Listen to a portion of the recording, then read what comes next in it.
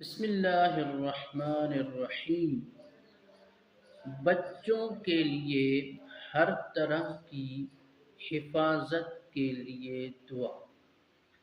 حضرت ابن عباس سے روایت ہے، آپ فرماتے ہیں کہ نبی کریم صلی اللہ علیہ وسلم حضرت امام حسن اور حضرت امام حسین رضی اللہ تعالی عنہم پر یہ دعا پڑھا کرتے تھے: اعوذ کما بکلمات اللہ التامہ من کل شیطان وہامہ ومن کل عین لامہ۔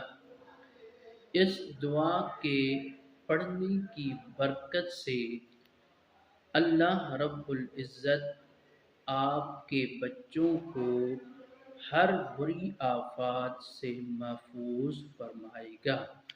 وما علینا الا البلاغ المبین۔